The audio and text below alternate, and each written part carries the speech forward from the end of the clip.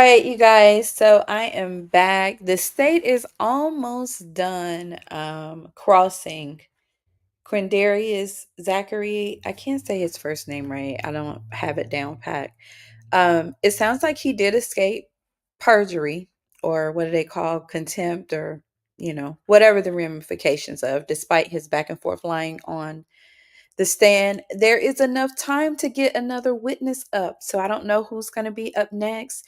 I wasn't really interested in seeing her go through the antics of, I think it's just kind of unfair that she gets to cross for 3 more hours after the defense puts up their hand. Um, it just shows her incompetence, in my opinion. And I think that the defense is still I think the momentum is still with the defense. So I'm interested to see how the rest of the day may go. We should at least get some arguments or something today. But yeah, child, I didn't have hours to watch this lady and her antics. Anywho, without further ado, I am starting at kind of the last few minutes of her cross. There will be a recross by the defense that seems to be pretty short. I think court is on recess right now, or maybe they're not even in right now. So I'll still have a little fast forward power. And let's get started. Muting the mic.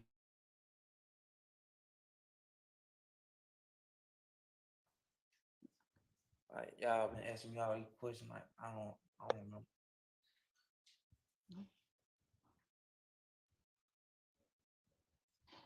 Do you remember telling detectives in the 2017 interview that people didn't need to get the gang's permission um, in order to carry out the Little Wayne bus shooting? I don't remember it being said like that or something. I don't know.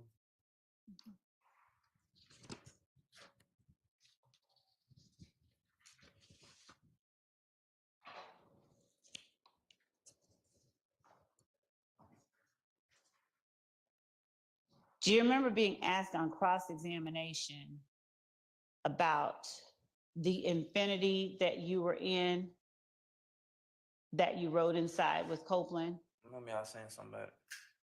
Hmm? I remember somebody said something about it. Do you remember? I believe it was Mr. Steele. If it was not, correct me if your memory is different. Do you remember Thug's lawyer asking you whether the information you got about that Infinity came only from Copeland? Yes. Do you remember today whether the information you got about that Infinity came only from Copeland? Yes, I told you Woody told I never somebody else in the car but Woody, he told me about the car. Is there anything in particular about that that causes you to remember it as It just opposed to other? I remember the car because I remember we wrecked the car. And was it Woody who told you that Thug's manager rented it? Yes. I don't know. I don't remember. I didn't know Woody said he thought it was thought rental car or something. I don't remember.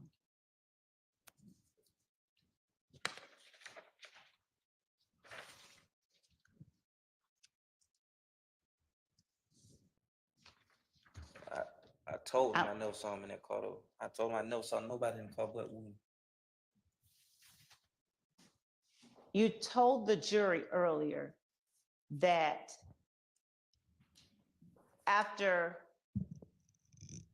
a certain point that Thug stopped associating with Woody. You said something like that on Cross. Do you remember that? I think I said he stopped coming around all the negativity. Like it was so much going. I think I said that. Do you remember specifically talking about Woody and Thug not hanging around Woody? Yes, cause I said he had a lot going on. Do you remember when that was that you remember Thug stopped hanging around Woody? I don't know.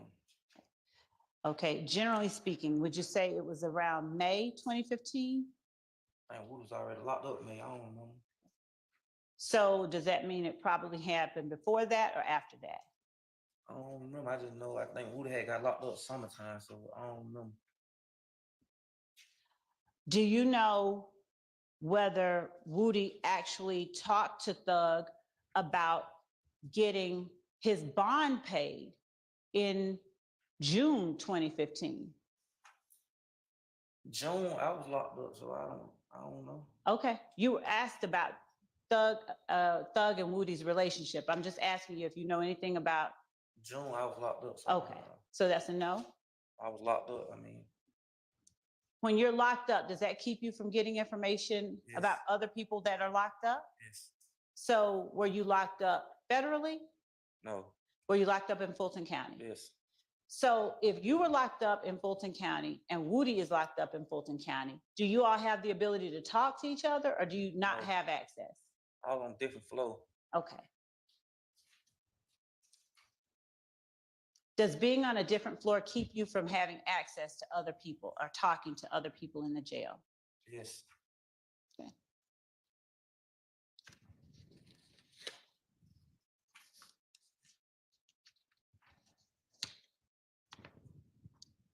Just one moment.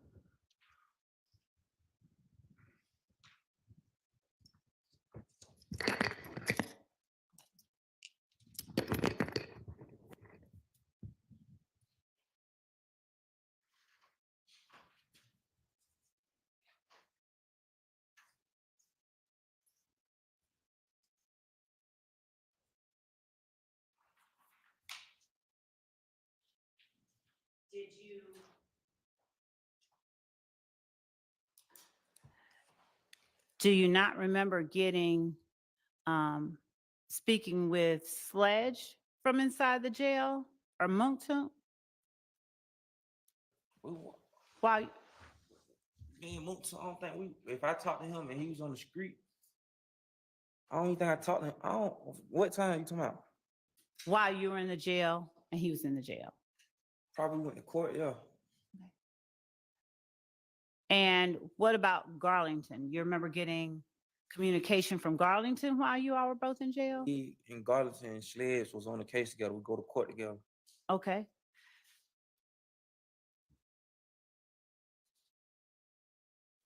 Are they the only people that you talked to while you were in the jail that were in the jail with you?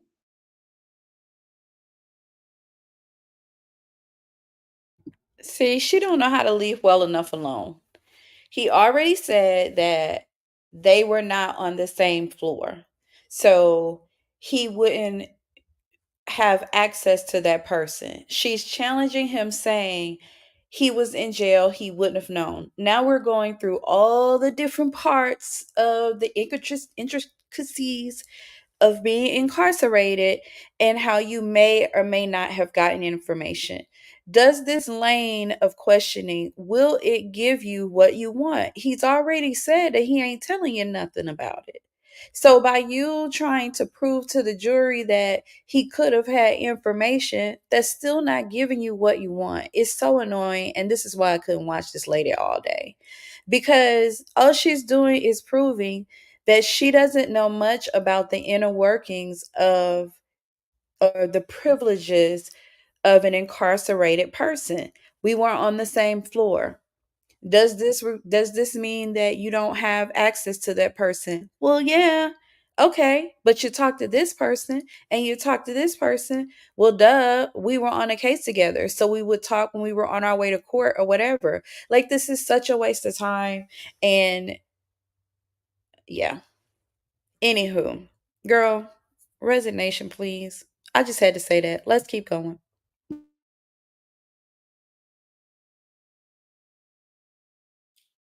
I don't remember. Probably people in my dorm. I don't remember. All right. What did you say? People in the dorm, probably. Okay.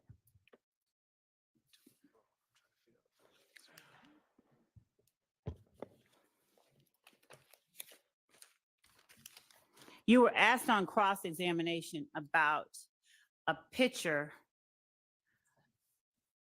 of Shannon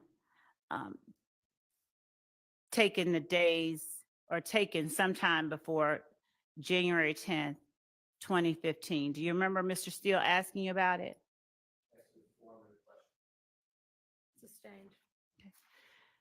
Do you remember being shown a photograph of Shannon standing in front of a window?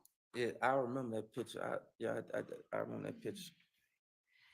And do you have any independent knowledge of when or if that was placed on any social media sites?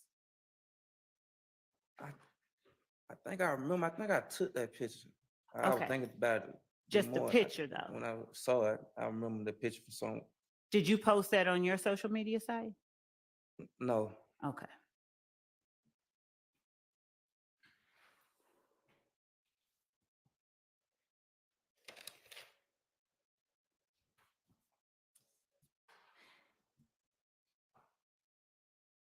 Now, when you were asked on cross-examination about Antonio Sledge being drunk and Garlington being high and you being high on April 28th, 2015, were you telling the jury everything that you remembered about that night when you spoke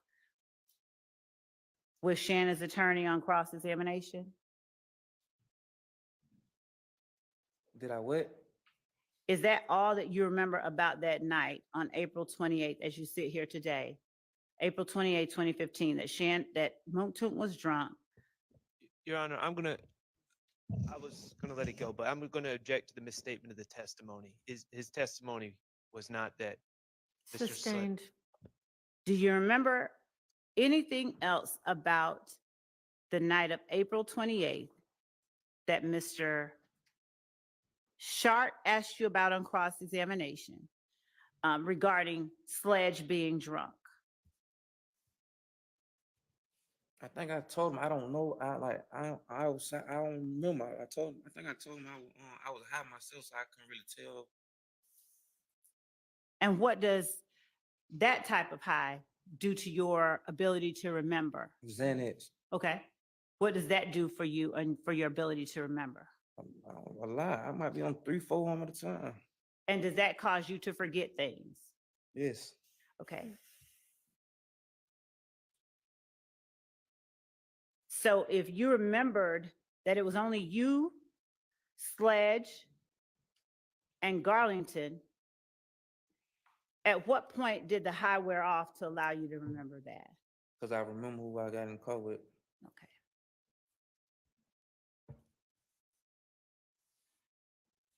Do you know what Trontavia Stevens was doing during that time? No. Okay.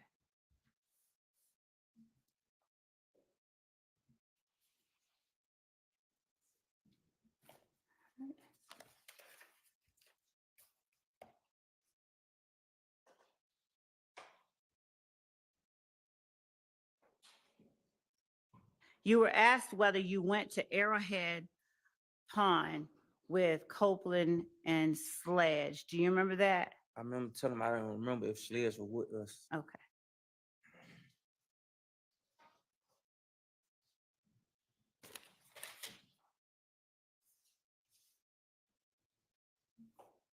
Do you remember testifying on cross-examination that you wanted to convince Gaither and Dennis that you were telling the truth so that you could get out of jail? But I remember. I don't remember. I don't remember. I told her, asked me all these questions. I don't remember. Do you remember when you were shown a clip of Gaither coming into the room saying, y'all been calling me Yeah. and now I'm here? You remember that? Okay. Now, do you remember being asked whether you wanted to meet with Gaither so that you could get out of jail? I remember me saying I ain't called them. I remember saying that. Okay.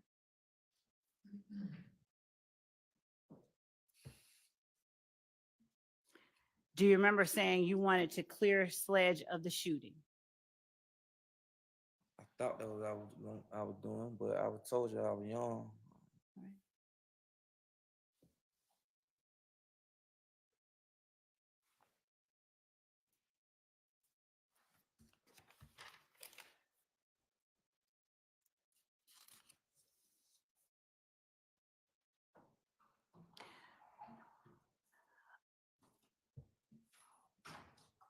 Did you lie when you told the police that the phone number they showed you was not yours? I don't remember. You remember when you were asked on cross-examination whether you lied when you said you weren't involved in the April 28th shooting? Who? You remember when you said on cross that when you first sat down, you said, I wasn't involved. I ain't have nothing to do with that shooting. I remember saying I lied. I don't understand what you're saying. You gotta ask it again. Okay. You remember saying you lied in the August 5th, 2015 interview. Is that right? Yes. Did you lie when you told them or confirmed for them Demikion's phone number? Your Honor, outside the scope of cross, Sustained. Did you lie when you told them that the phone number they had was not yours? outside the scope of cross, Sustained. Do you remember when you told them when you first sat down, you were making stuff up as you were going on? You remember saying that on cross? Yeah. At what point did that change, if at all? What you mean? Did it change? Well, you said at first I was making stuff up as I was I going still was on. making stuff up. Okay, so are you saying that you made stuff up throughout the whole interview on August 5th, 2015? Made stuff up and said stuff that I had already heard. I told y'all that. Okay.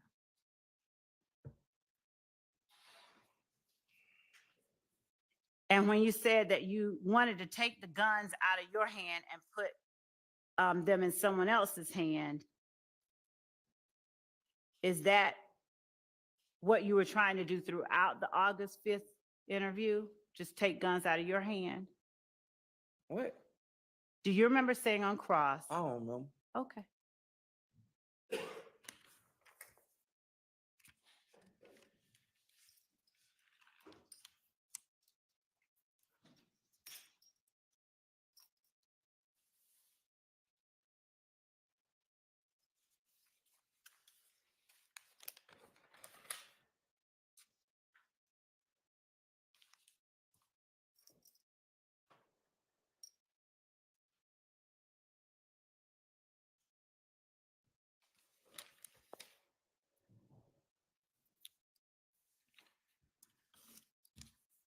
By the time that you got to the 2017 interview,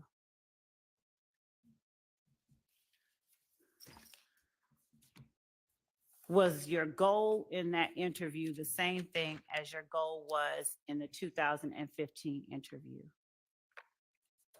What was my goal? Was it my goal? Right. I don't remember. Do you remember whether you went into the 2017 interview with the intent to tell stories on I people? don't remember. Well, do you Did I remember? tell stories? Uh-huh. I told stories, yes. Lies. All right. And was there any reason that you told for these particular lies that you claim you told? For what reason were you telling lies in 2017? Because I had already told the lies before. And so the lies you told in 2017 were because you had already told them? Is that what you're saying? objection asked and I don't, answered. you're not asking.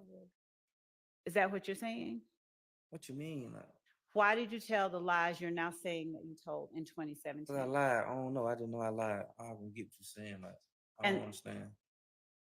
And the lies in 2015 that you told, did you tell them for any reason other than what you've already given to the jury? What you mean?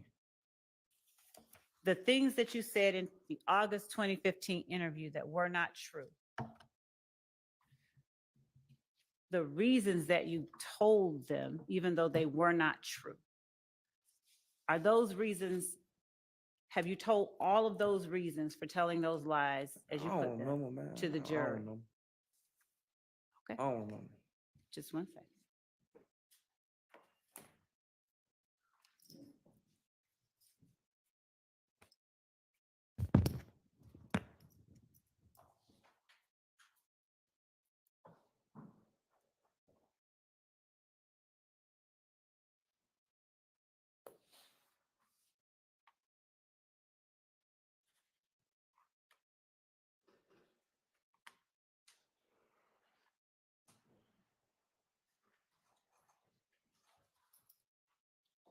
Your Honor, I think that that's all I have at this time with this witness.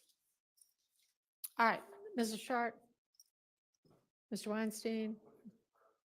Yeah, I have some thoughts, Your Honor. All right. Oh. Mr. Harvey has corrected me that I have reasons.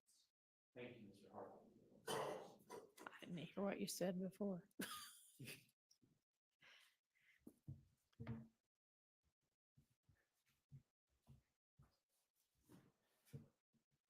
Well, good afternoon. Hey, Miss, how are you doing? hey, Your head hurt? You're gonna be able to answer my questions? if I know him, yeah. Can you lean forward just a little bit?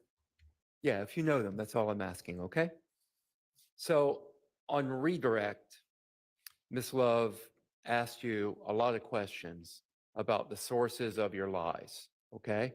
The lies you told back in 2015 and 2017. So let's get into that a little bit, okay? Okay. Let's talk about the play that you testified to that you got from Garlington, okay? Remember the play? I don't remember it. That play you testified to that you got from Garlington, that was about the murder of Peanut, Donovan Thomas, right?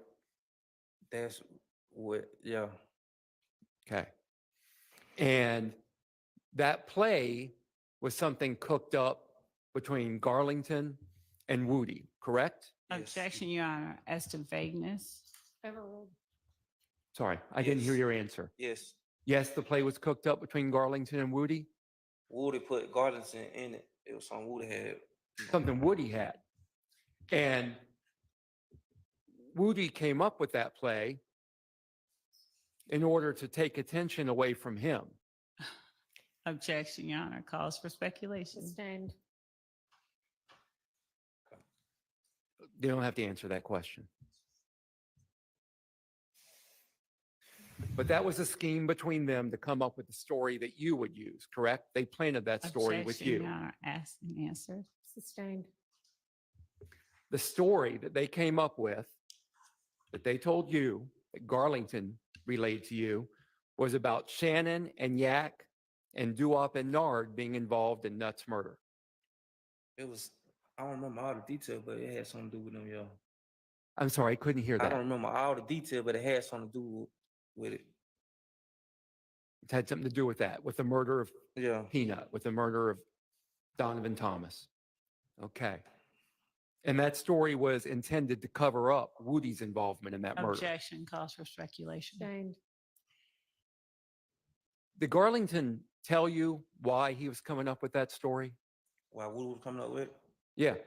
He's just like Woody got him in some bullshit. Objection, Your Honor, hearsay. Sustained. Well, Woody has been named, Your Honor, as an unindicted co-conspirator.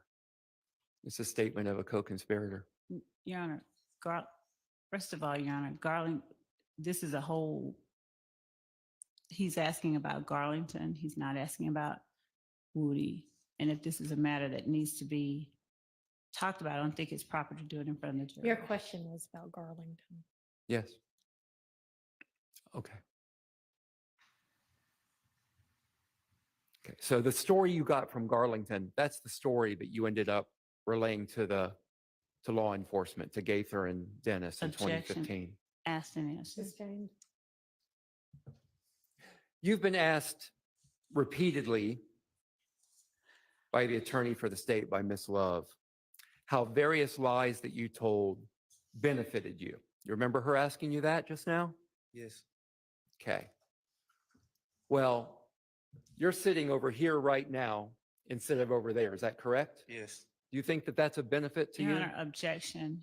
Do you view that as a Hang benefit? on, hang on. Okay, hang I'm on. asking him if he I views that know, as and a there's an benefit. objection on the floor, which I haven't been able to hear yet. So wait and let me hear My it and apologies, Your rule on Honor. So objection as to misrepresentation, vagueness, when the question is, do you think it's a benefit to you that you're over there and not here? As it relates to the interview in 2015 and 2017, I would ask for clarification about what it is that he was getting a benefit from. Overruled. Okay. I'll repeat that question to you. You view it as a benefit to you that those lies that you told in 2015 and 2017 put you in that witness stand instead of over there as a defendant. Objection, relevance. Overruled. I ain't benefit off none of it. You didn't benefit off any of it? You'd rather be over there? It made me Objection, no Your Honor, difference. improper. Sustained. Are you a defendant in this case? Objection, relevance. It's directly relevant Overruled. to his motivation. Are you a defendant in this case? No. Okay, thank you. Mr. Steele. Very briefly. All right.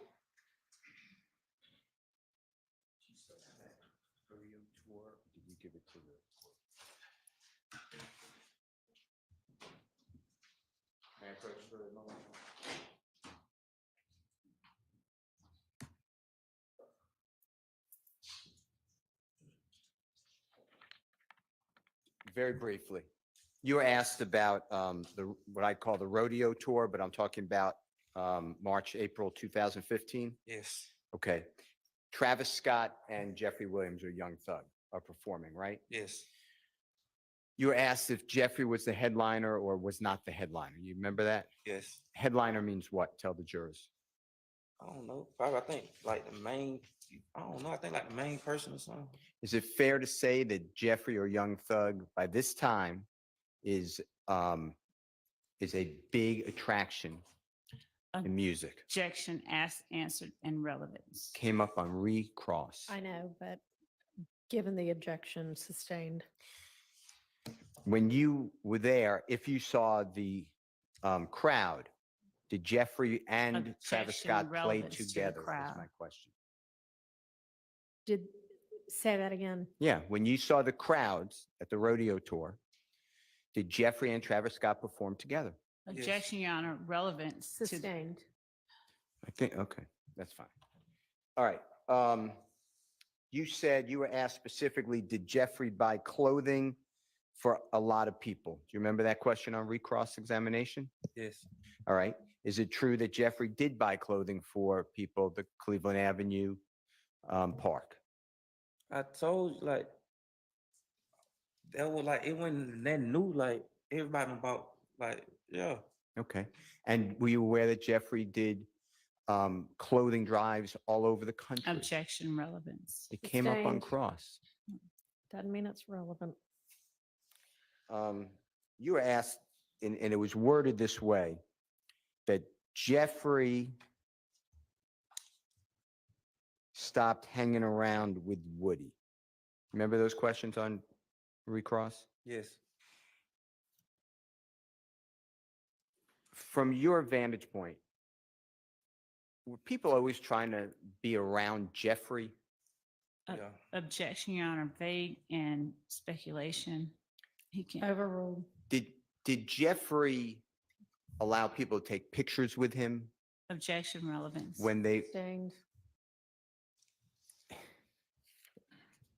did, from your vantage point, did Mr. Copeland or Woody, did Jeffrey go to him in any way, or was Mr. Copeland trying to hang out with Jeffrey? Objection, relevance beyond the scope of redirect. It was on redirect. Overruled.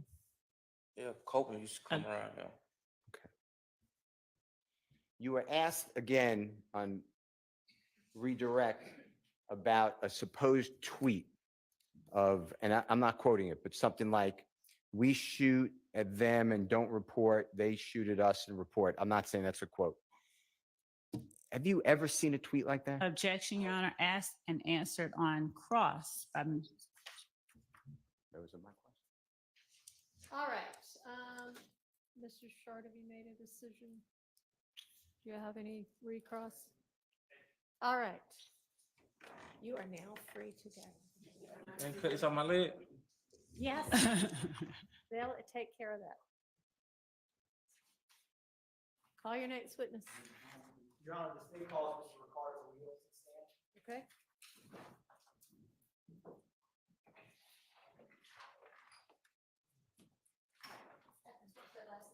Leal.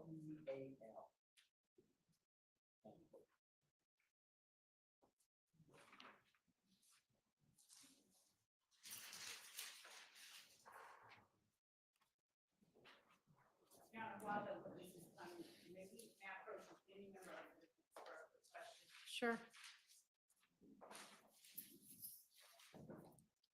Do y'all need a bathroom break before we start the next witness? Yes, no, is it, okay. A couple. We're actually gonna have you step back out. We're gonna take a quick recess. Thank you. All right.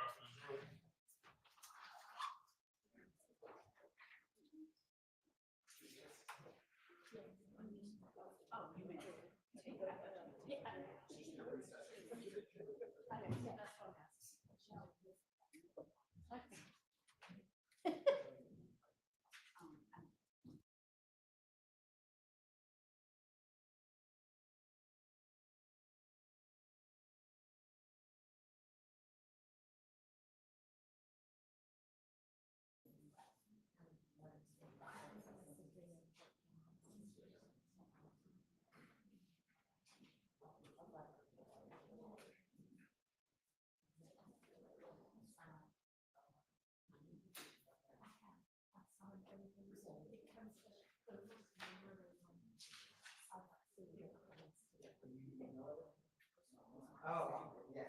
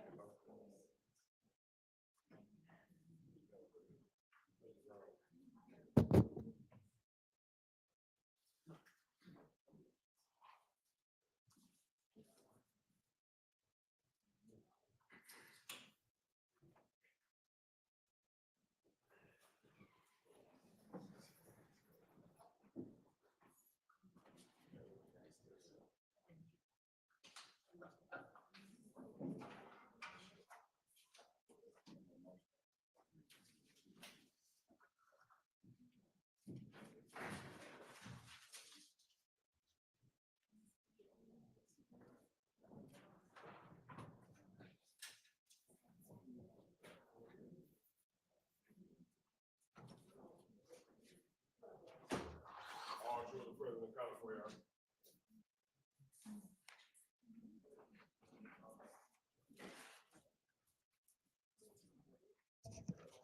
Your Honor, may the witness be sworn in? Yes. Although not yet. Yes, Your Honor.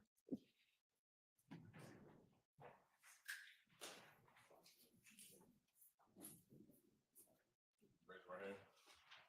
You swear to further testimony you're about to get according to the truth, all the other, but truth, so help you God. Yes, I will. You may proceed. Please state your first and last name with a spelling on both, please. Yes, sir. My name is Ricardo Leal. It's Ricardo. First name spelled Leal. Good afternoon, Mr. Liao. How are you doing? Good afternoon, sir. Can you tell the jury where you work? Yes, so I work for T-Mobile Corporation, which is a mobile phone carrier. How long have you been with T-Mobile? So I started with T-Mobile back in April of 2020. There was a merger that transpired on that date. Prior to that, I worked for Sprint Corporation, which was another telephone company. And so I worked with them, basically started with them in 2002. Was the merger between Sprint and T-Mobile? Yes. What do you do for T-Mobile? So I serve as a records custodian when subpoenaed. My job title is testifier. So basically, I authenticate records, explain records, how they're kept, in the normal course of business, do a lot of reviewing records, those types of things. How many trials have you testified in? So I've testified in over 450 in my tenure. I've been doing this part of my job for quite some time. Do you travel across the country or do you have a specific region that you cover? All throughout the United States and other places as well. So to become, what did you do, let me take a step back, before you began working with Sprint, before it merged with T-Mobile?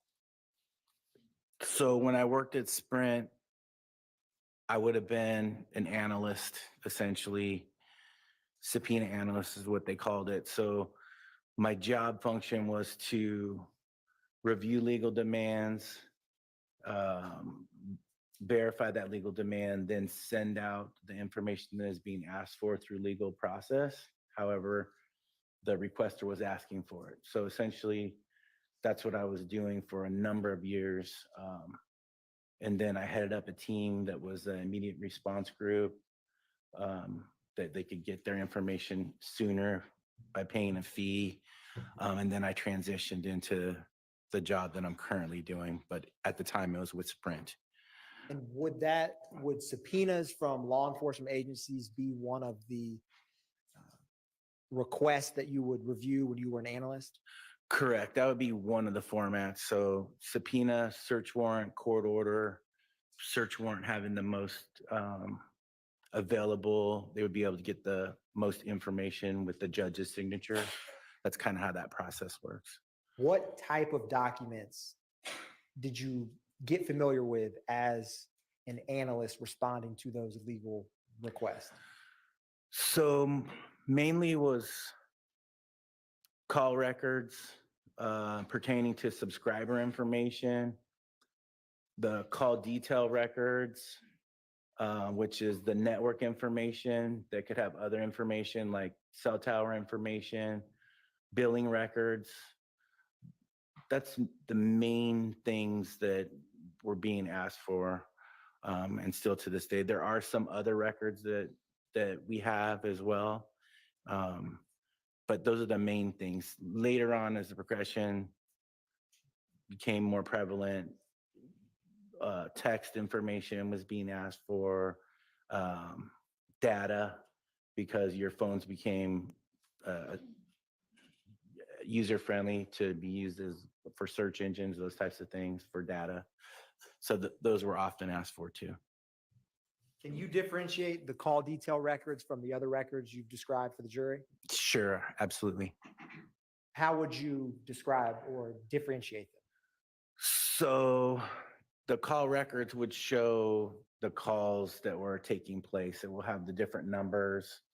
It will also depend on what type of call record. It will show duration time. It'll have dates. Also tower information, if that was asked for, that information would be within the record. Also, on the format, when we send the information out, it shows what is being asked for through legal process. Like it gives exact accounts of the information that's being sent out. Now, in working with Sprint, was it through experience or training that you became familiar with these records and what they contain?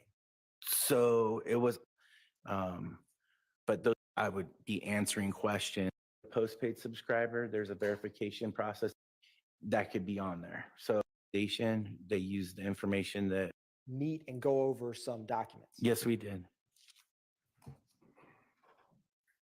Did that include any CDs or discs with Yankee Romeo for those last three? Okay.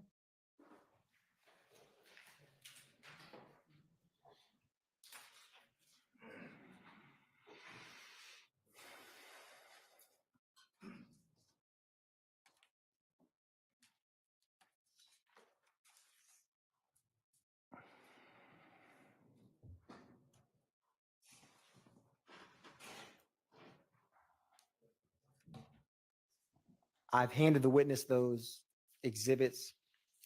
When you're done reviewing them, sir, just look up and let me know.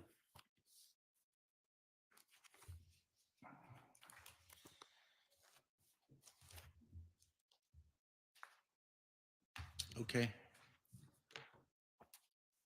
What are those that I've asked you to look through? So these are all requests that were sent out through legal process with Sprint or T-Mobile. So there's several of each, but it's mainly the disc and then subscriber information and some certifications within the packets. Now, I'll start with 515 Yankee through 518 Yankee. Are those or 515 Yankee, 516 Yankee, and 517 Yankee. Are those three Sprint? Yes, they're all Sprint correspondence, so the records that were sent out through the Sprint process. And are they a fair and accurate depiction of the subscriber call detail records and cell tower information for those corresponding records? Yes. Your Honor, at this time, the state will tender into evidence 515 Yankee, 515 Yankee Alpha, 516 Yankee, 516 Yankee Alpha, 517 Yankee, and 517 Yankee Alpha. Those are admitted. Now, sir, do you also have 518 Yankee, 519 Yankee before you? Yes, I do. And do they have a corresponding alpha that is printed? Yes, And are those T-Mobile records? they are. Are they a fair and accurate depiction of the subscriber information, call detail records, and corresponding cell site information for those T-Mobile records? Yes, sir.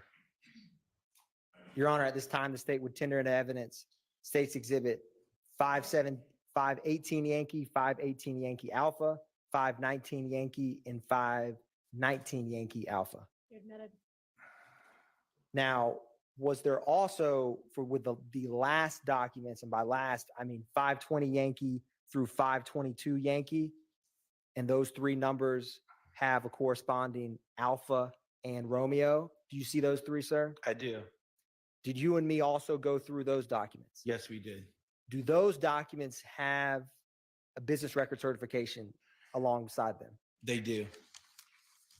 Your Honor, pursuant to the business record certification, the state would tender State's Exhibit 520 Yankee, 520 Yankee Alpha, 521 Yankee, 521 Yankee Alpha, and 522 Yankee, 522 Yankee Alpha into evidence, and the corresponding business record search for the record are the numbers with the Romeo. All right, those are admitted. Thank you, Your Honor. Now, I want to start with, we're going to go in order, sir. So 515 Yankee, I wanted to talk about those first. Okay. And specifically, do you have before you a 515 Yankee Alpha? Yes, Can you tell the jury what 515 Yankee Alpha is to begin? I will. So this is the response pages for the request. Basically has the information for the person that extracted, that was in charge of getting the information through the legal process within my group at Sprint. It has the date of the correspondence, as well as we generate a case number, but it has the person that requested the information, has their information on there as well. And then it begins with basically on page 2, the dates for the information, as well as the number for that specific request. And Your Honor, I'm going to publish 515 Yankee Alpha for the jury.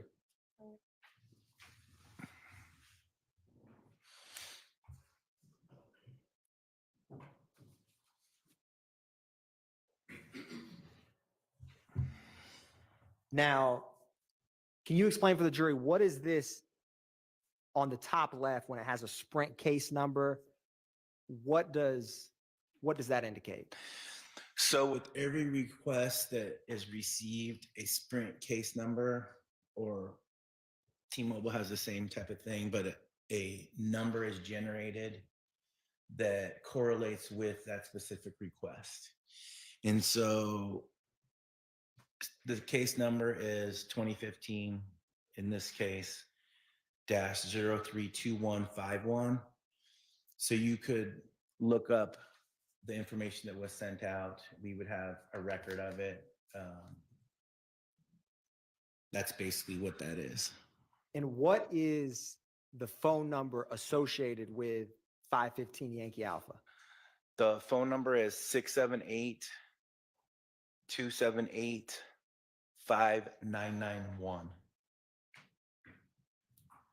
Now, what agency requested these records from Sprint? It was the Atlanta Police Department. And who specifically with the Atlanta Police Department requested these records? It was Ari Bleifeld. Now, I'm scrolling to page 2 of 515 Yankee Alpha. Who was this account? What person was the bill and account name under? It was under the name of Kenneth Copeland. And what was the address associated with this phone record? 878 Oakland Drive Southwest, Atlanta, Georgia, 30310. Now, what was the date range for this request?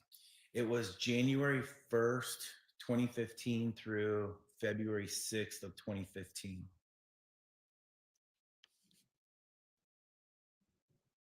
What date was this account created? So the account was established on October 29th of 2014. Now, I wanted to ask you, if you turn to the third page, do you see a line titled equipment? Yes. Now, what is that?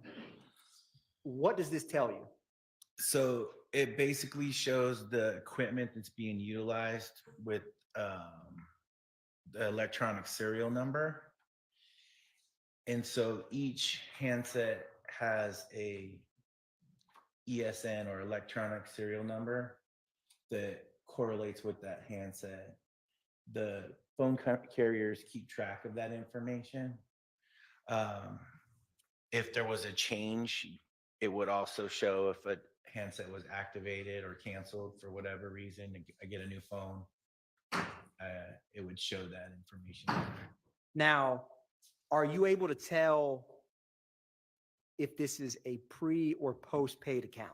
And if so, how? Yes. So with Sprint, in the network access identifier, which is close to the top of the page or just under where it says effective, it has the name of the subscriber, and it'll usually have a numeral next to it. And then it has at sprintpcs.com. When I see that, I know that it's a postpaid subscriber. It's a verified subscriber. If it was prepaid on the Sprint network, it would have something like, oftentimes it would be like Boost Mobile. Boost would show up instead of Sprint PCS, or Virgin Mobile. Those were some of the prepaid components of Sprint, unless it was with a reseller. And so if it was with a reseller, they would have the subscriber information if there was any on a postpaid or a prepaid subscriber, rather. So a non-billed subscriber. Now, sir, did you see, and I'm trying to show this on the screen for you as well, where it has features with a number of asterisks? Yes. Right above that, where it says effective 12/15/2014, and then it has expiration. Can you describe for the jury what that means? So basically that phone was effective. It was being utilized from December 15th, 2014 through the date searched. So for the entire date range, it was an effective active number, essentially, or phone. Now I'm going to scroll to, and before you see where it has request type in bold, then it has a date range. Yes. Is this the date range that corresponds with when these records were requested for? That's correct. And it was January 1st through February 6th of 2015. Yes. Now, the disc that before you, that's 515 Yankee. Yes. Is that the records that correspond with this subscriber information? That is correct. It's all the information that was asked for outside of this subscriber information. Basically, the call detail records as well. They can be quite voluminous. So Now, I'm going to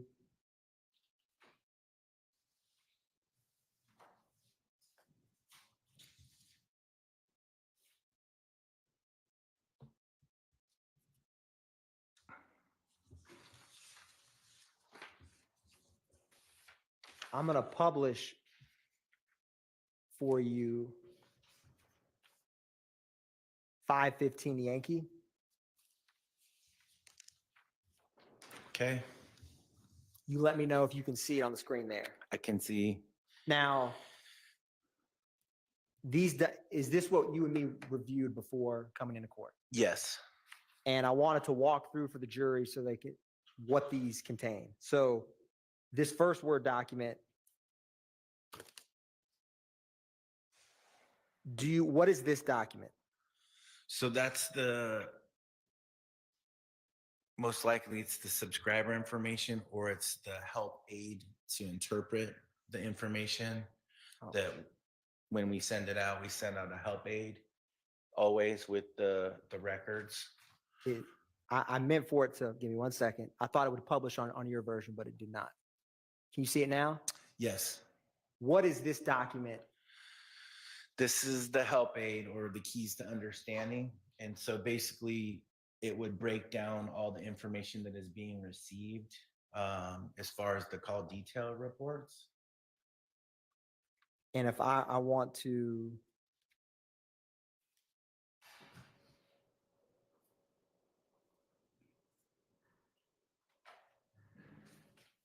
do you see this column where it says cell sites? Yes. Can you describe for the jury what does this information and why is it included in these type of requests? Sure. So basically it's highlighting all the different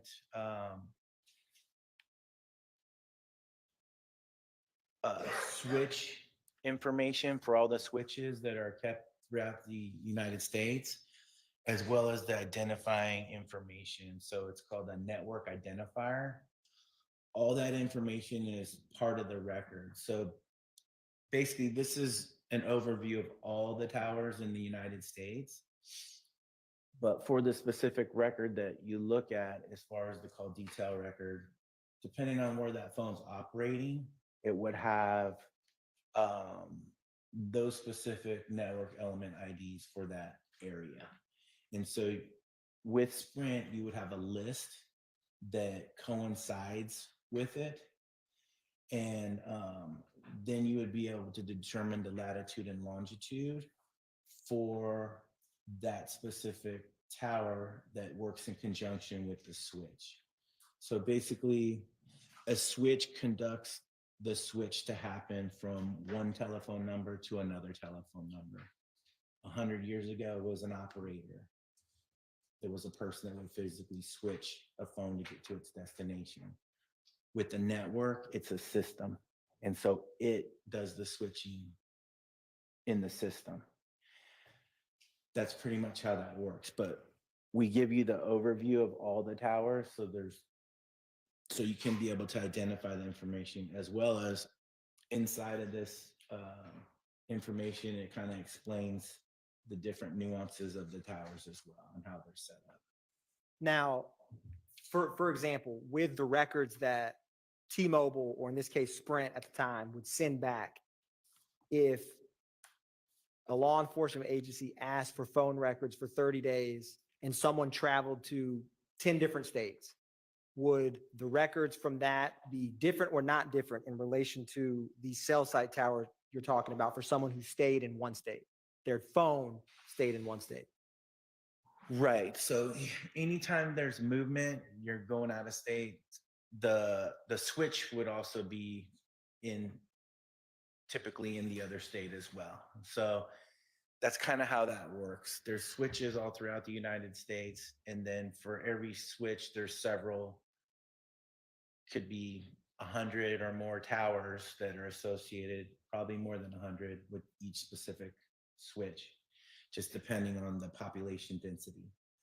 And so I'm just going to give you an example. If I was on my phone and I left Georgia and I went north to New York and I had been using my phone the entire time, getting on calls or whatever while I'm driving through my sync, of course. But anyways, every time you get on a call, it would then have the network information that would correlate with the switch and towers that are in those specific states that you're traveling through. Now, I want to go back to what's contained in 515 Yankee. So do you see how there's 3 Excel spreadsheets? Yes. I'm going to open these and walk through them with you, starting from top to bottom.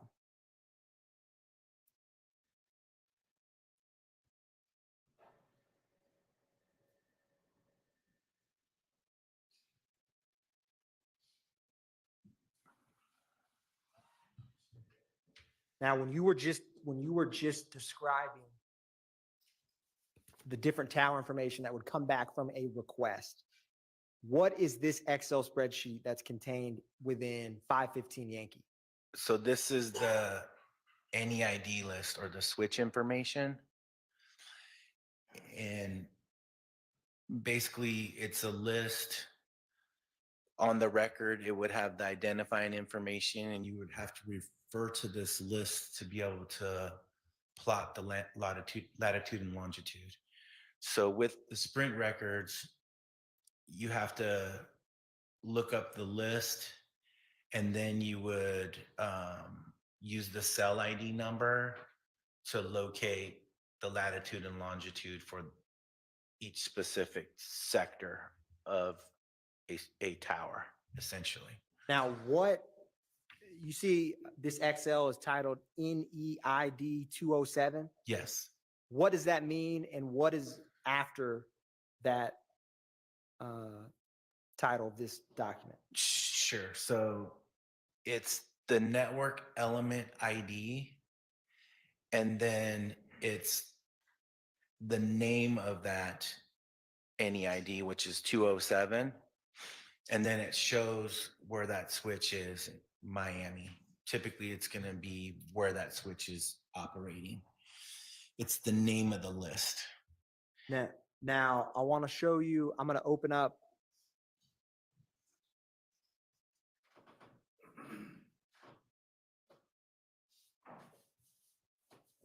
another Excel that was in 515 Yankee, and I want you to describe for the jury. Let me know when this pops up. Do you see that, sir? I do. What switch location is this Excel spreadsheet associated with 515 Yankee? So this one's Atlanta. It's number 176. So it's network element ID 176. Now, finally, I'm going to publish the last Excel spreadsheet in 515 Yankee and ask you some questions about it. Okay. And while I'm pulling that up, you know how on the subscriber sheet it said status A? What Yes. does that mean on the different lines of the subscriber information page when it has status A? It's active. And so if there was a cancellation, it would say status C. What process goes into deactivating an account from the subscriber's end in these records that we're discussing? It just depends. So it could be they stop paying. It could be that they got a new phone and that would show activation cancellation. Or they said they were going to go to another carrier. There's all different variables, right? Fair enough. Do you know what steps T-Mobile takes to deactivate an account on their end as the provider? Same type of thing. I mean, those are all instances of how an account or number could get deactivated, right? Understood. Now, I'm going to publish for you the last XL in 515 Yankee. Okay.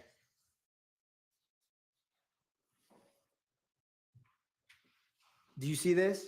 Yes.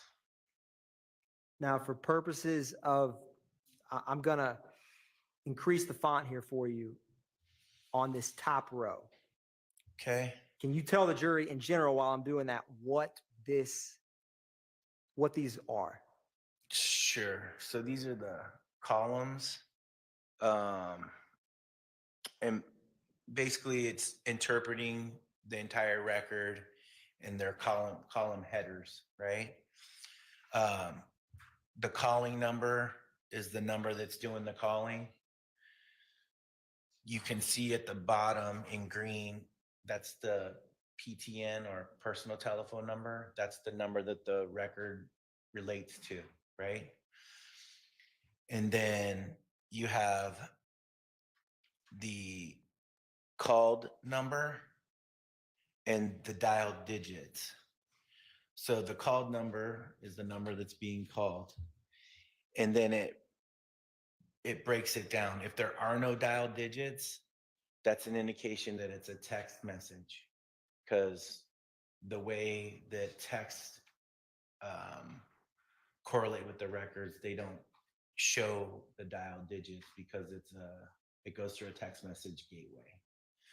So with on that note, you see how these first roughly 10 columns are blank, and then you have numbers here and the column I've highlighted.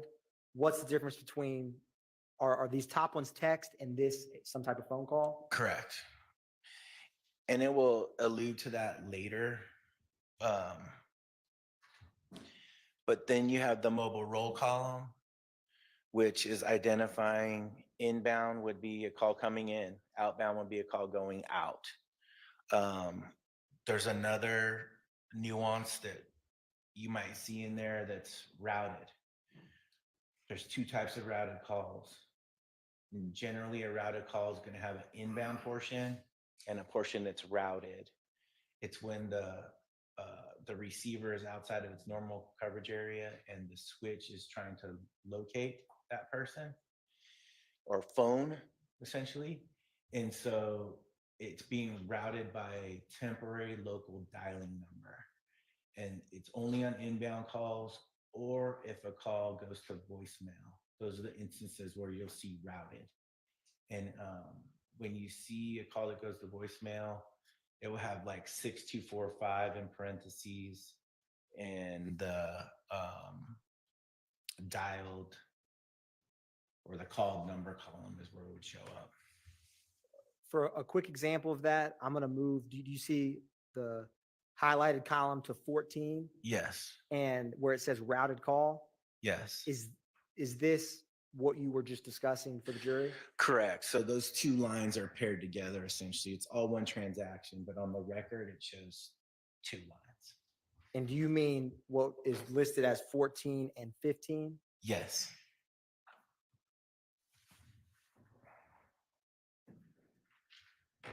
Now, going to after that inbound, outbound, or routed column, can you describe for the jury or walk through? You have start date, end date, duration. Can you describe and walk through these for the jury? Yes. And so the start date is the date and the time. The time's in military time. So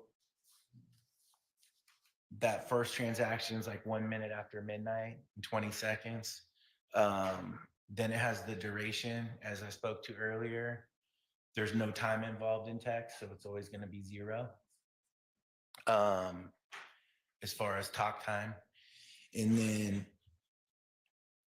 you have the start date and the end date. The duration would be 0. If it was a call or there was a network, it was attached to the network, it would then have time involved. And then it has the network element ID for those. At the NEID? Correct. For those ones in 0, it's showing that number 198 or 194, 198. those are all text message gateways. They're in that interpretation sheet that we looked at earlier, the key to understanding the information. All those are broken down in there. And then it coincides with the specific repo. What is a repo number? Basically the switch list, right? Understood. Now, I want to ask you something. For Sprint records in 2015, what time zone were the records in or kept in? So for any text message transactions within the Sprint record, it would be in Central Time. And so you would have to add an hour to get to Eastern Time. What about for phone calls? Phone calls are switch time. So wherever that switch was, that's where it would relate to. So if you use the switch in Atlanta, Eastern Time, they would be in Eastern Time? Correct. And if you used a switch in Texas, Central Time, it would be Central Time? That's correct. And is it based on like in these records, if this cell phone provider, which is attributed to Mr. Copeland, made a call and was in Eastern Time, would all of the calls be in Eastern Time or something else, regardless of who they dialed to? It would be wherever the phone's being utilized. So it would go back to the switch information. And if someone that was in, say, California called someone who was in Atlanta, how would the records on the Atlanta call providers come in? What time would come in for that incoming call? Wherever that person is that's utilizing that number. So you'd have to have the records for the other number, but wherever the physical phone is connected to as far as the switch, that's where that would relate to the records. So for someone who remained on Eastern Time, regardless of where they're receiving calls, their records would stay in Eastern Time. Correct. Now, I want to go through just a couple more. Well, what does this last two columns mean that says first cell and last cell? Sure. So basically the first cell and the last cell breaks down. There's a series of numbers once you go past those zeros. One is the sector or side of the tower. And then 7848 on that first cell that we're looking at, it's the second line up, is the cell ID number. And so you would have to go to the list that we looked at earlier, which is 207, NEID list or repo 31. Look on the left-hand column for 7848, that's the cell number, and then look at the first input. That would give the exact information for that tower. And then it finalized on that tower. So it would be the same location for that tower information that you would physically see on that list. Now, earlier you had mentioned if the duration is 0, it's a text. Is there any significance to this first cell, last cell columns having a 0 versus numbers? Not for text, no. So if it's a 0 here, does that mean it's a text? Yes, but if the phone was off or out of battery and there was calls coming in, it would also show 0. Understood. Now, would these records that we're walking through, would applications such as FaceTime or WhatsApp or Telegram show up in these documents? No. Now, do you have before you 516 Yankee Alpha? Yes, I do.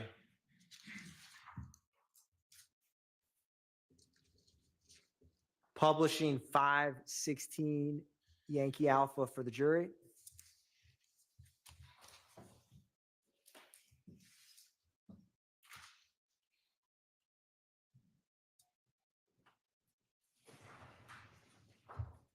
Now, who made this request for 516 Yankee Alpha?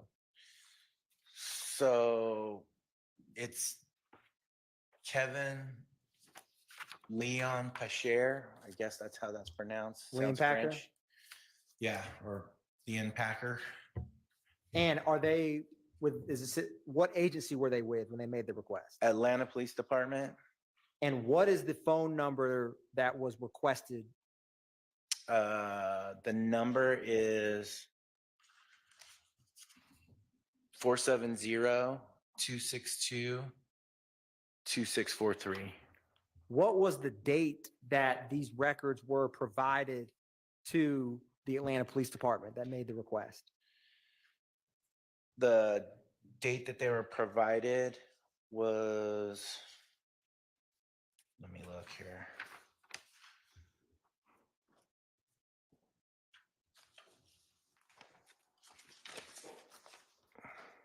It was August 28th of 2015. Now I want to turn to page 2. What records were, or let me start with this.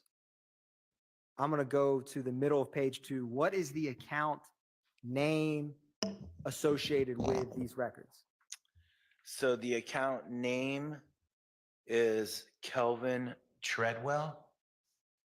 And what was the request? Do you see where it has request type in bold?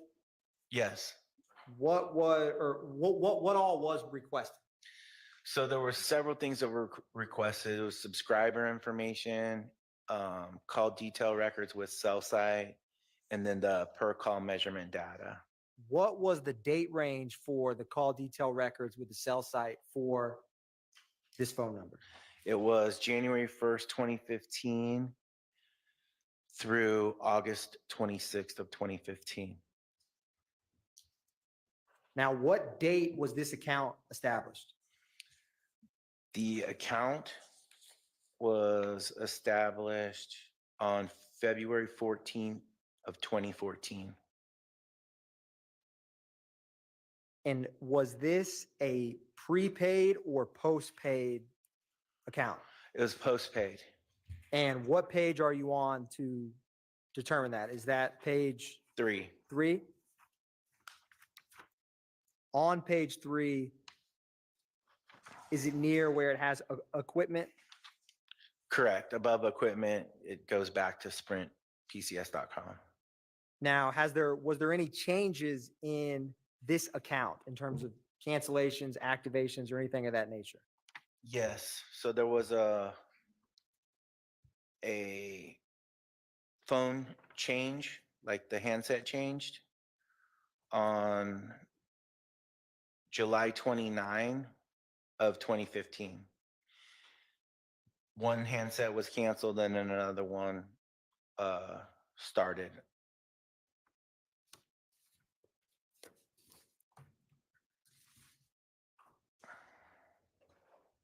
Now the records we just walked through that had the duration, the different columns we walked Yes. through with the jury, is these records also Sprint? Yes. Does the call detail records associated with 516, are they in the same format of what we just walked through with the jury? Yes. So the Excel spreadsheet would have the same data columns for this phone number. Same type of information, just relating to the other number. Now I want to turn to 517 Yankee Alpha. Is that also a Sprint record, 517 Yankee Alpha? Yes, it is. Publishing 517 Yankee Alpha for the jury.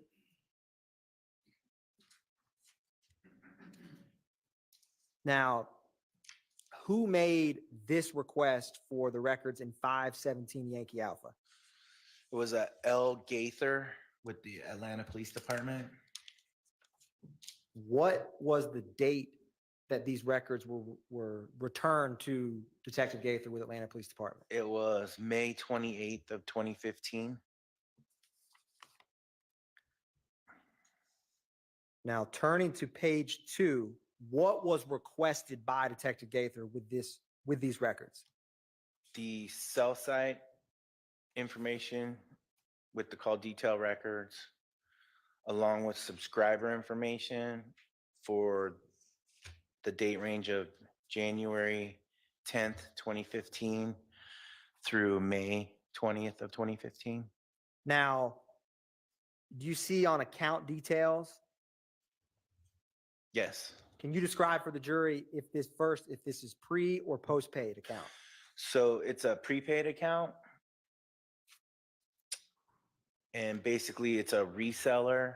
The reseller name is Red Pocket. Basically, resellers lease lines from the parent company, which in this case is Sprint, and they lease blocks of lines and operate their prepaid business.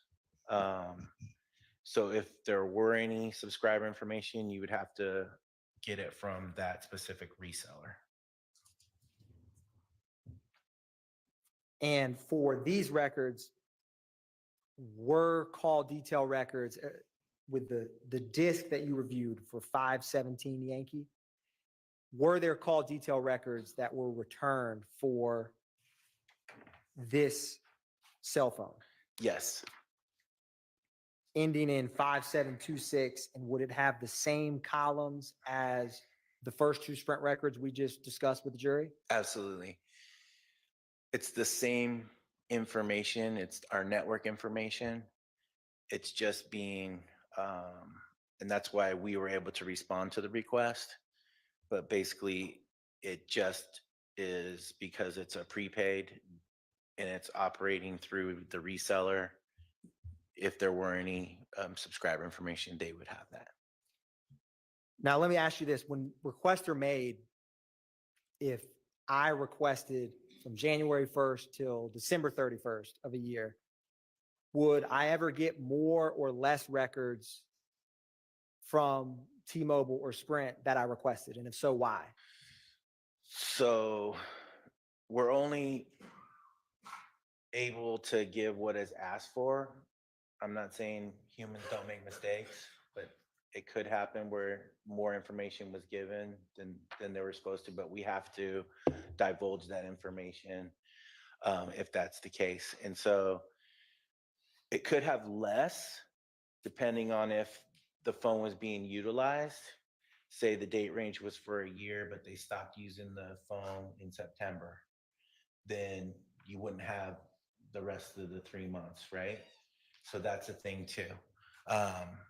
But yeah, we would provide everything that we had for that specific date range. Now, I want to turn to 518 Yankee and 518 Yankee Alpha. Is that T-Mobile records versus Sprint? Yes. And I want to discuss what is the last four of 518 Yankee Alpha? The telephone number? Yes, sir. It is 7604. And Your Honor, I'm publishing 518 Yankee Alpha for the jury.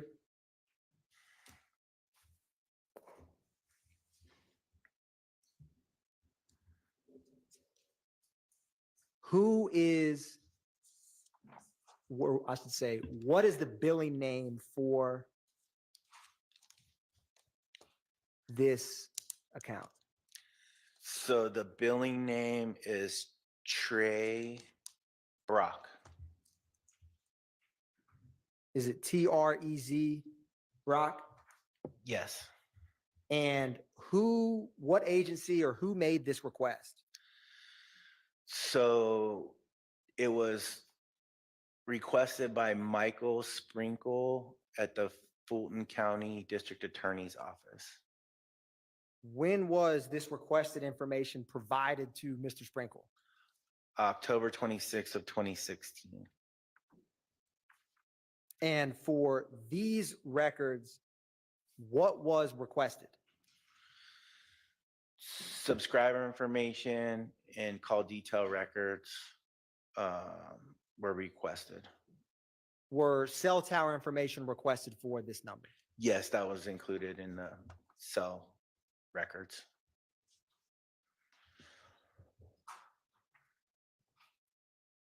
And do you know if this was a pre or postpaid account? It's prepaid.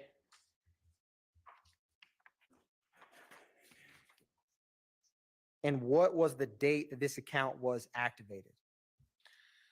The account activation date was April 10th of 2013.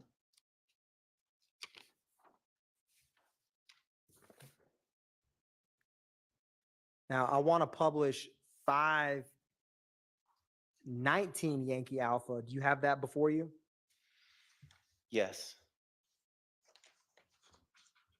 Is this also T-Mobile records? Yes, it is.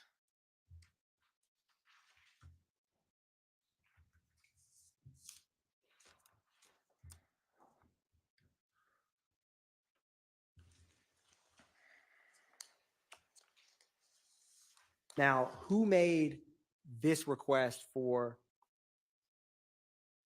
519 Yankee Alpha? It was made by the David Razy with the Cobb County Police Department When were these records provided to Detective Racy with Cobb County? on January 16th of 2016. What is the last four of this phone number that Detective Racy requested? It's 9596. Now, what is the subscriber name for this particular record? The subscriber name is Dorothea Greer. What is under, do you see where it says device details? Yes. What is, I'm going to scroll down. What is the MSISDN name indicate? That's the MISDN or telephone number. And what is the account details name for this, or subscriber details at the top? It's Kendra Cohen. What is the reason, or what's the difference between subscriber details and this device details name? So this is basically an account that Kendra Cohen opened up, but there was a number that was being associated with the account. You could have multiple telephone numbers under one account, and the name that they gave for that specific telephone number was Dorothea Greer as the person using the number. Now, what was the date range requested for this 9596 number? I'd have to look at the actual request.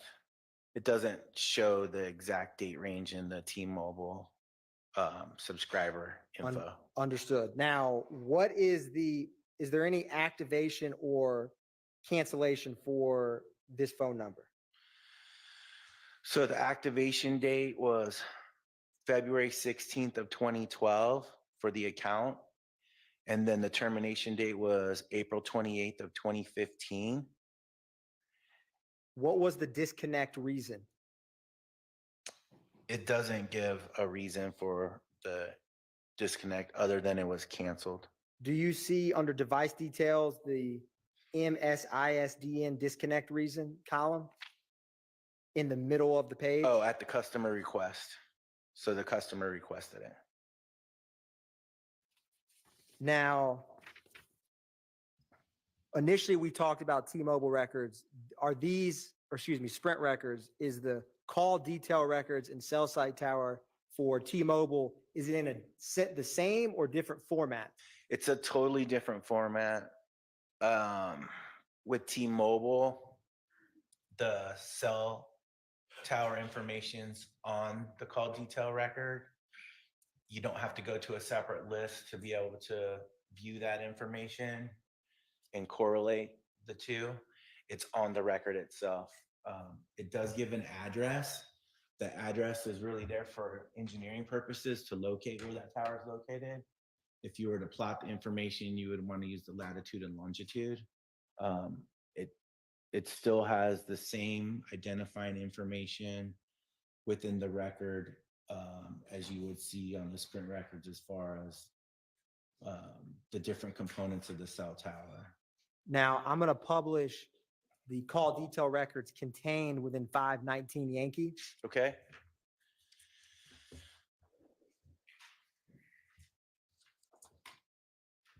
Do you see this on the screen? Yes. And can you describe, I'm going to, for these columns and what they indicate for the jury? I'm going to zoom in a little bit for you. I can. Are the first two the date and time of the calls? Yeah, it's just in a little bit of different order, but it's the date, time, the times in military time. What about the time zone? So in order to get it to the time zone, these records are kept in universal coordinated time, which mirrors Greenwich Mean Time. You have to do a conversion.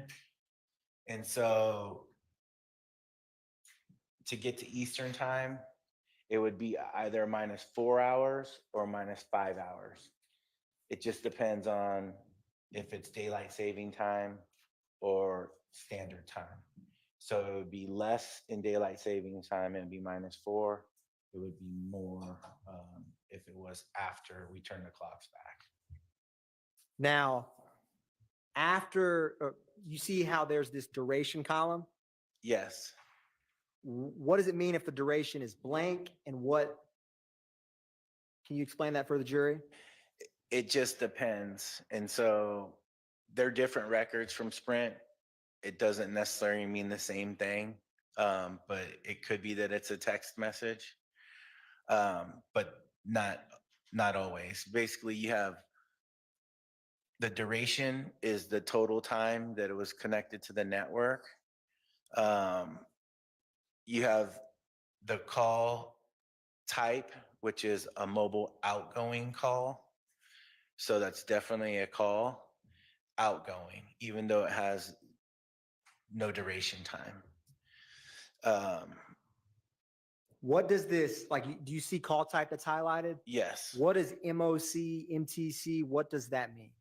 So I just explained MOC is mobile outgoing call. MTC is mobile terminating call. So outgoing call would be outgoing from that record holder. Terminating would be a call that ended with the record holder. So it terminated at that number. And then it tells you basically in the next column, the directionality. So outgoing is out from the phone. Incoming would be incoming to the phone. If it was a call that went to voicemail, it would have an inbound portion and an outbound portion. It would have two portions, kind of like what I talked about earlier with the Sprint stuff and the routed thing. It would have two portions, and it could say call forwarding, but it's forwarded to the voicemail platform. And are the next columns delineating the calling number, the dialed number?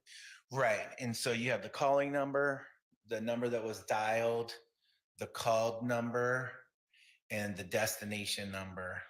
Typically, the called number and the destination number is going to be the same thing, but it could have like a 1 in the area code. It would show what was actually dialed in that dialed number column. What is the IMSI, IMEI columns? So that's the International Mobile Subscriber Identity that coincides with the target number. It's part of T-Mobile's record keeping that correlates the record with the telephone number, the record holder, and then the IMEI is the International Mobile Equipment ID. That is the serial number essentially for the phone that's operating in tandem with the telephone number. And what are these completion code? What does, you see how at the top, or I'll highlight it, it has abnormal completion. What does that mean or could mean? So it's a call that was on the network, but it wasn't completed. It was not a completed transaction for whatever reason. Understood. It could have been that the call didn't go through. It was an attempted call, but it didn't complete. And then if it was completed, it shows on there, of course, completed successfully. Is the answered column if the phone call was answered, unanswered? Correct. And do is the service code, what, without going through all of them, what are some examples of what this service code column indicates? Yeah, so like 11 is an example like that the calling number was viewable, right? If it had a 12, it would be restricted.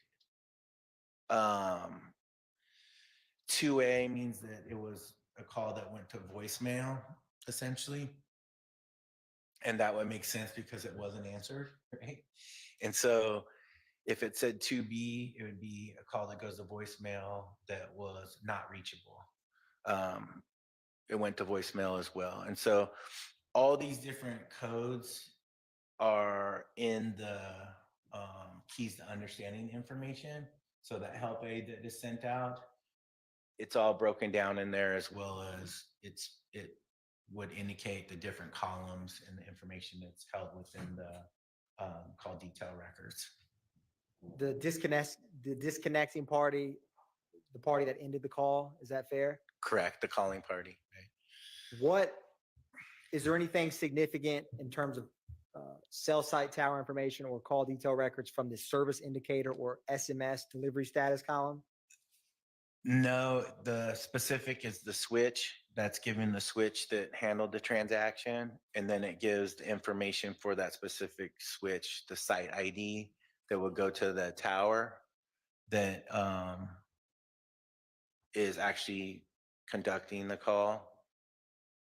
And then you had mentioned, you see how it says switch name and then first LTE site ID? Correct. Is the switch name, is that correspond with where the switch that made this phone, the T-Mobile switch that made this phone call, or what does that mean? Right, that's the switch that conducted the call. And then the site ID correlates with the specific tower information. And then with this column that has azimuth, lat, and long, what is that the azimuth of or the lat long of? The tower information. That call used? Right. So I'm just going to give you a quick overview. Generally speaking, cell towers are three-sided. So there would be three different inputs. You will see that on the Sprint side, but on this record, because it's included within the record, it's just showing the azimuth or the midpoint for that specific sector that the radio frequency bounced off of from that cell tower or antenna. Essentially, your phone just emanates a radio frequency, it bounces off this antenna, that's where it's received.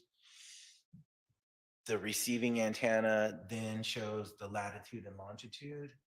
From that latitude and longitude, you would actually be able to plot where that tower was. It wouldn't give you the exact location of where that handset was, but it's going to give you the tower that received the call. And is that type of information regularly kept in T-Mobile's course of business? Yes.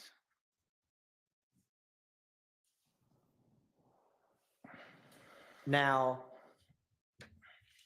was there also some records that I had discussed the business record certs? Yes. So I wanted to publish 520 Yankee Alpha. Do you have that before you? Yes.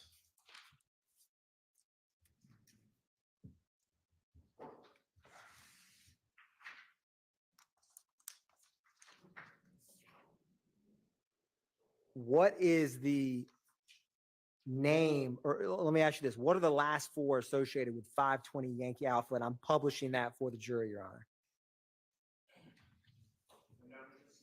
520 Yankee Alpha, sir. It's the number ending in 8008. Who is the subscriber name associated with this? The subscriber name is Javaris Bradford. And what was the account effective date for this?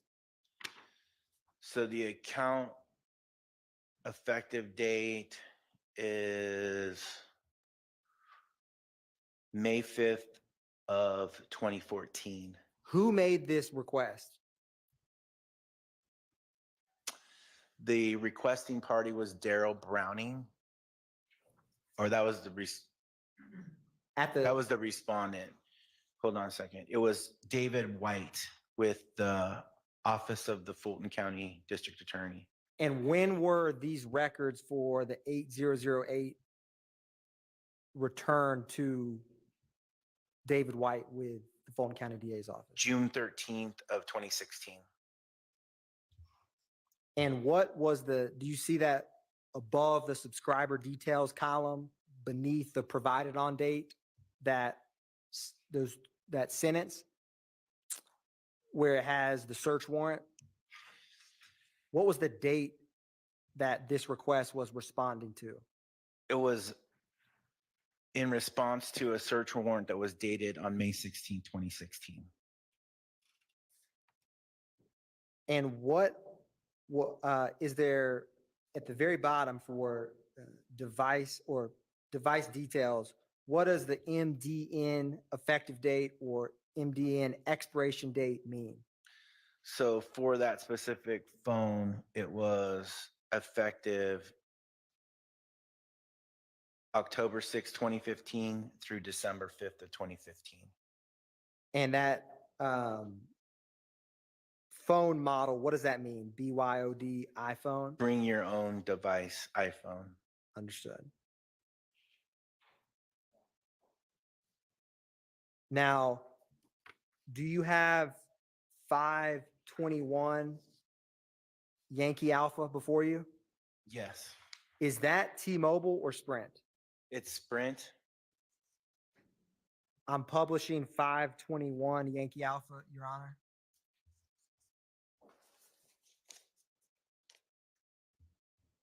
Who requested, or let me ask you this, what are the last four of 521 Yankee Sprint records of that cell phone? The number is last four is 3145. And who requested these Sprint cell phone records? David White with the Fulton County District Attorney's Office. What was the date of David White's request? When did we send it out? Correct. It was June 25th of 2016. And what is the name associated with this account? The subscriber name is Monica Cobb. And what was the date range for this request? The date range was from January 1st, 2015 through January 31st of 2015. When was this account established date? The account, give me 1 second, was established on December 19 of 2003. And was this prepaid or postpaid?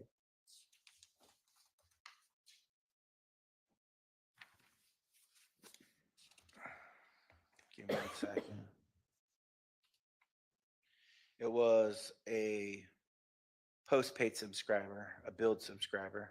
And was call detail records with cell site requested? Yes, Was call detail records with cell site received by the requesting party, David White? yes.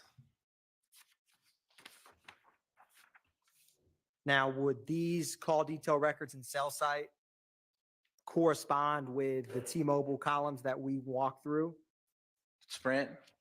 Or sorry, my apologies. Yes, the first columns we walked through, the first Excel was Sprint. Correct. They would have the same information just for a different telephone number. And so it would be in the same format as the other Sprint records that we looked at earlier. Now,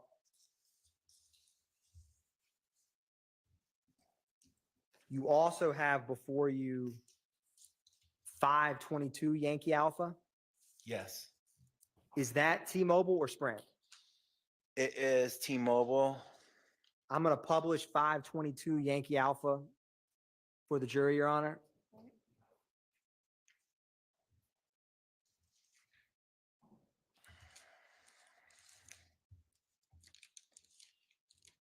Now, who made, or what are the last four of this cell phone number requested? The last four are 3904.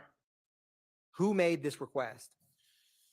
The request was David White was the requester with the Fulton County District Attorney's Office. When did the records get returned to David White? It would have been Or when were they provided, I should ask? on June 13th of 2016.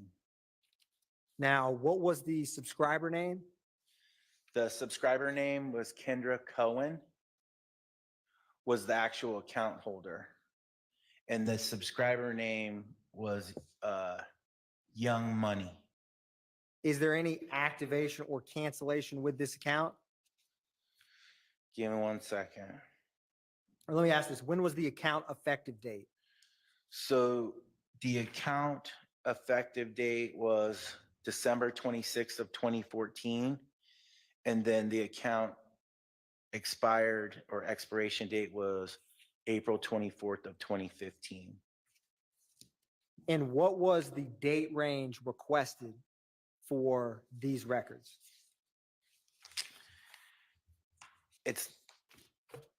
It's not on this request. It would have been in the body of the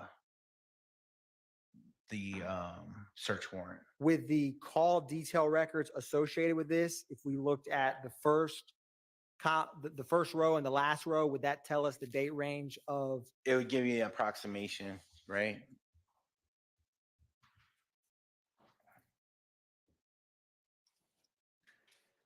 Publishing, Your Honor, 522 Yankee, the call detail records.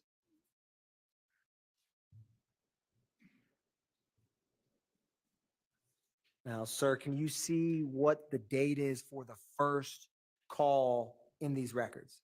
It's January 5th of 2015. I'm gonna.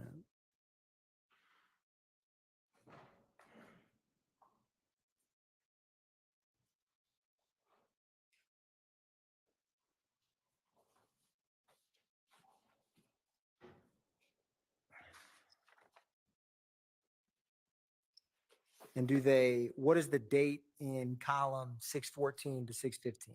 January 15th of 2015.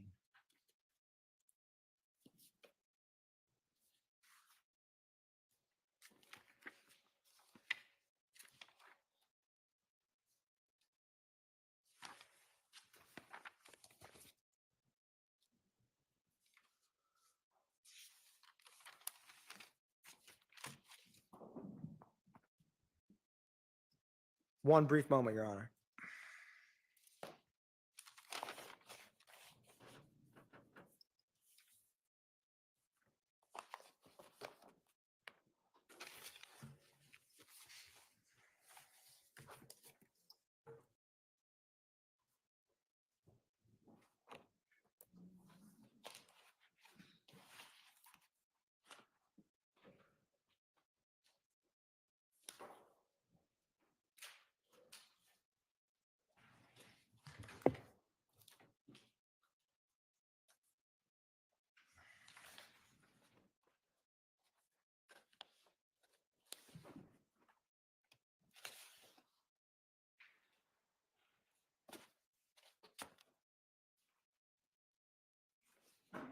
Your Honor, may I briefly approach with member of defense?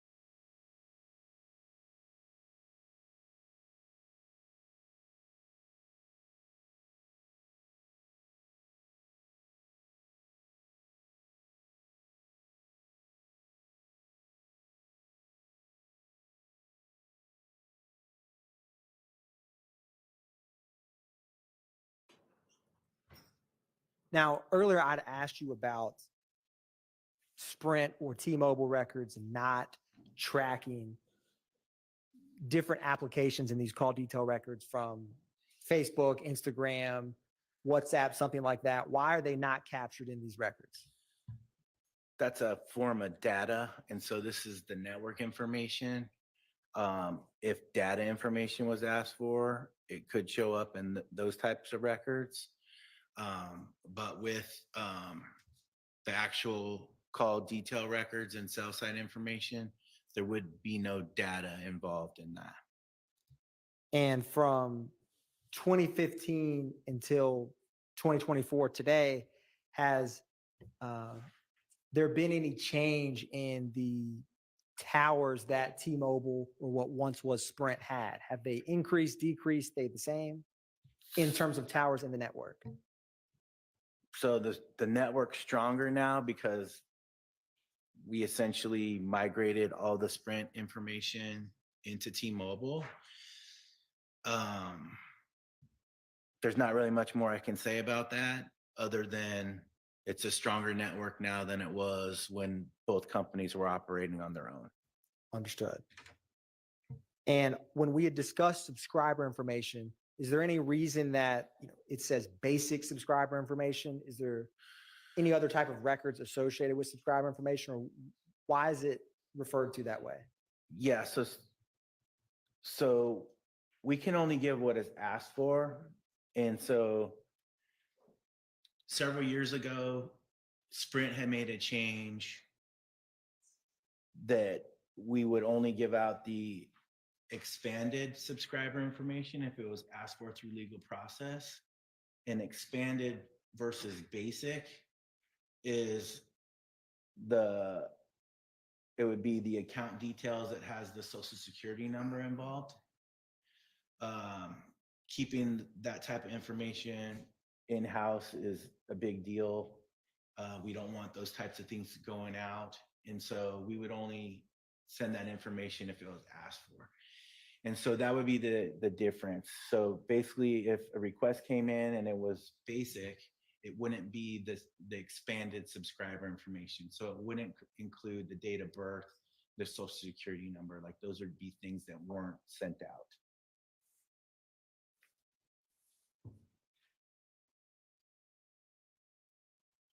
One brief moment, Your Honor.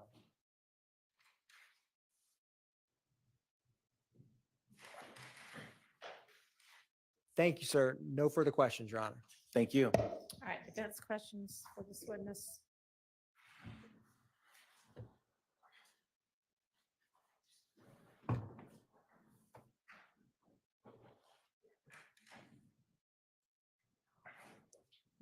Sir, thank you so much for your time. Thank you, sir. Can I ask you a couple of questions? Yes. Do you ever have you ever encountered your records showing a certain duration for a call, and then the call goes to a different provider's record? So it's calling from one phone, your company, to another company. You understand what I'm asking you so far? Yes. And they have different times for duration. Can you explain that to the jury, if you come across that? So I don't really compare other carriers. There could be a slight variation, but I just mainly look at the records for my specific company, right? But there could be some type of maybe a minimal amount of time that's different. What would be minimal? And we have an example. Seconds, I don't know. We're talking 10, 15, 20 seconds difference, or you're talking 2 seconds difference? Like I said, I don't work for another carrier. I've worked for these two. And when you're comparing phone calls, there could be some type of network reception. So it could be different depending on, you're talking about two different networks correlating with two different transactions, but it's the same, right? And so the way one carrier keeps their information could be slightly different than the other carrier. So I can't tell you why. Okay. Okay. The Azimuth, it's Azimuth, I believe. Correct. Can you explain what that is to the jury? I can. So the azimuth is the midpoint for the sector. Generally speaking, cell towers have 3 sectors, and they would show the directionality of where the radio frequency was bouncing off of that specific sector. So basically, the azimuth is the middle part of the sector. I kind of look at it like this. Like if you looked at a clock, 12 is 0 and 360, right? On a compass. And so 120 would be at 4 o'clock. If 120 degrees was that sector, the midpoint would be 60. So that would be the azimuth. That's just one example. How do you know in these records that you have just talked about, how do you know whether there's 3 sectors in these records that the jurors are about to see and get explained? So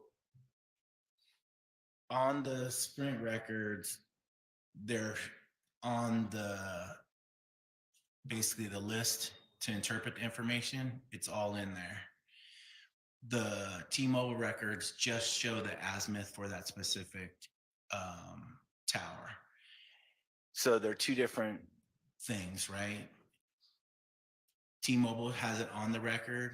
Sprint shows all the sectors on the key that coincides with the records. Okay. So the engineering aspects, that would be, you'd have to have the actual master list to see how that, for T-Mobile, how that orientation was, if it was multiple sectors or an omni antenna, which would be one, right? So it doesn't discount what actually transpired because it shows on the record for T-Mobile. And then my last series of questions on that clock example you just gave, with the 1, the 4, I don't know if you said, but the 8 o'clock would be the next one. 3 sectors. Is that fair to say? If that's how that tower was oriented. And that's what I was going to ask you. Explain that to the jury, because Yeah. it can rotate depending upon how the tower is built. Is that all true? Right. So the sectors are, once they're made, they can be changed, but generally you're going to have one sector covering an area that's approximately 120 degrees. All 3 of them would make up 360 degrees, which would be the 0 and the 12, right? And so they're oriented differently depending on, I'm not an engineer. I just know this from everything that I've done over the years with these records, right? Over 20 years of working with these. But they're orientated for reception, population density, right? The way that they're set up is all predicated by that azimuth. And so that gives the midpoint for each one of those sectors. The records are only going to show the one azimuth for that specific tower that was the radio frequency was bouncing off of. How do we know the rotation of that specific cell tower from these records without going out to the actual tower on the actual date? Like I said, that's giving you the midpoint for the one specific tower on the T-Mobile records. On the Sprint records, it will show all of them. Right, but the rotation, how the cell tower It's not itself- rotating, it's staying in one position. Understood, but when it's built, it could be different. For Tower 1, we can have a perfect clock with the first, I'll call it alpha. That's right. Well, let me just finish the question. Alpha between 0 and 4 o'clock, or 12 and 4 o'clock. Beta would be 4 to 8. Gamma would be 8 to 12. But on the Generally speaking, that's how it'd be set up. But on the next tower, it may be, and I'm making this up, 2 o'clock. That's right. Till 6 o'clock. I think I did that right. Would be the alpha, and et cetera. True. That could happen. Okay. It's still going to be on the record. Okay.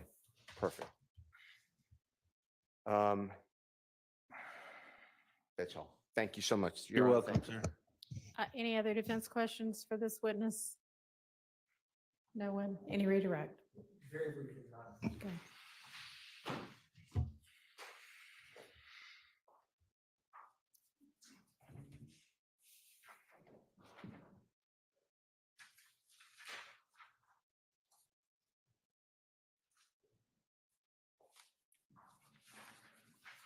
When on cross, when you were asked questions about the azimuth and the data in these records, Correct. with the records from either Sprint or T-Mobile that we discussed, is the data needed to plot, is the location of the tower information contained in these call detail records with cell site information that we have? Yes, within both carriers' records, right? Both Sprint and T-Mobile's information. The information is revealed for the latitude and longitude along with the azimuth for every pertinent call that was attached to the network. With the records that were received back or That's provided? correct. That's correct. One brief moment, Your Honor.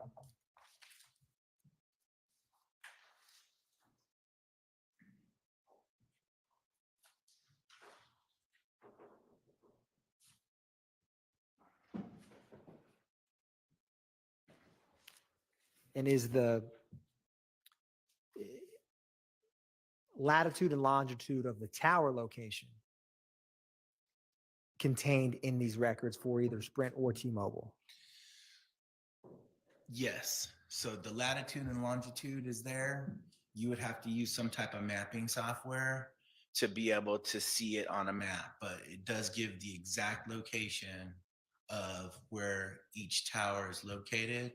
As I spoke to earlier, you don't want to use the address that's there on the address line, because that could be an address that is utilized to locate the tower. It could be in a farmer's backyard. It could be anywhere, right? And so the lat and long is what you would need to use, as well as the azimuth to get the directionality, and then you would be able to see an estimation of where the radio frequency was bouncing off of, but it would give you the exact location of the tower. Thank you, sir. No You're further welcome. questions, Your Honor. Anything else, Mr. Steele, based on that? All right, thank you for your time. You are excused. Thank you, Your Honor. And I think, given the time we're at now, and I'm sure people are wondering how hard it's raining outside, since we're apparently potentially getting a only category 1 right now, but hurricane may be heading in our direction. We'll go ahead and break for this evening. And I have gotten word in the last little bit that a determination has been made to close the courthouse tomorrow. So we will not be in trial tomorrow. And I don't have any word for Friday yet. We'll get that information to you as soon as I know. If the courthouse is open, I intend to have trial on Friday. But we'll let you know.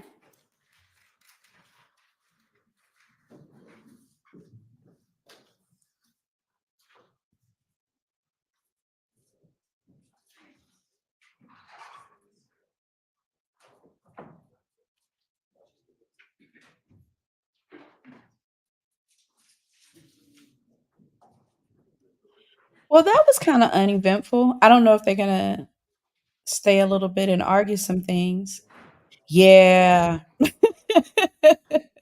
Yeah, but it's pretty calm. I mean, except for the rain. We don't have much water, so I don't know why we all get freaked out, but the trees and power lines and stuff do Is there get. anything for the record before we break for the evening? But yes, it's supposed to be. Not mistake, Your Honor. Nope. All right, y'all please take a tomorrow and keep plugging on all of the other aspects of this case that still need to be dealt with. Interesting. Okay, so no court tomorrow. The only other thought that I have is they because this didn't seem very eventful, but because it's in evidence, it may come up with questioning of, I guess, some of the other witnesses. Um, it was an older lady name, not the Kendra Cohen, but someone else that sounded very matronly, made me think about Jeffrey's mom, and I don't really know her name. But yes, girl, we're supposed to get hurricane weather, and everything is shutting down in preparation. So, anywho, I will keep my ears to the streets and see if they'll be back on Friday. If not, I will see you Monday. Are you watching the game? Georgia and Bama? I'm sure you are. I'm nervous, but it should be fun. So, um, yeah, I'll be back either Friday or Monday. And hugs to your baby. I hope he feels better soon. Um, I know how that can be, and when they're not well, girl, them boys. So I hope he feels better soon. I appreciate you joining me, and I'll see you either Friday or Monday. Roll Tide.